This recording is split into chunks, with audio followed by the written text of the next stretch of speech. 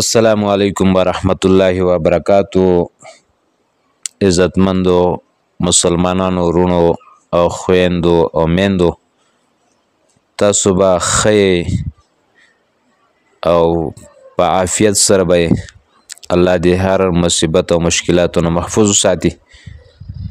د بعضی مسلمانانو د انسانانو د یا عاجزه مور او پلاری یا اکثره نوجوانان الکانی یا زنانه هغوی ته د دې جوړونو مسله یا د دردونو مسله نهایت زیاته راغل او دا مرض ډیر عام شوی هم دی او د هغې څه مخنیوی نشته، او خصوصا چې کله دا یخني زیاتیږي دومره ورسره دا مصایب زیاتیږي. د هغې دپاره زه تاسو ته داسې یو وظیفه در کومه انشاء الله العزیز چې د اوسه پورې به تاسو دغه وظیفه کړې هم نه او نه به تاسو ته چا ښودلي.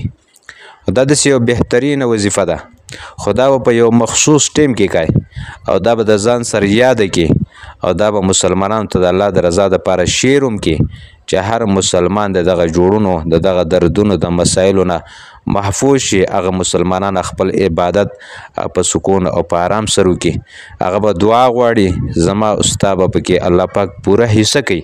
نو د دې دپاره زه تاسو ته دا یو وظیفه ښیم چې هغې ته سورة الکافرون قرآن کریم کې ویل کېږي. 30مه سپاره په آخري سورتونو کې دی، د قل په سورتونو کې دی، قل یا ایها الکافرون.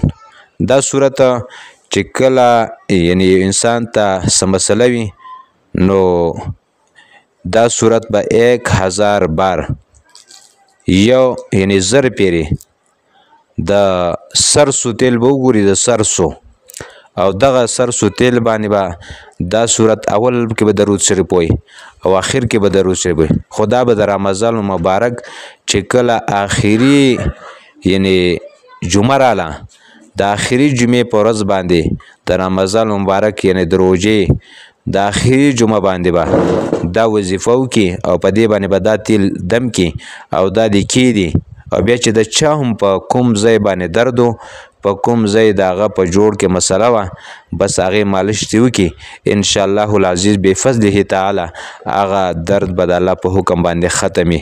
الله دې موږ او تاسو له د عمل توفیق راکړي او الله دې د شیر کولو مسلمانانو ته هم یعنی موږ او تاسو له توفیق راکړي. جزاکم الله خیرا فی الدنیا والآخره. السلام.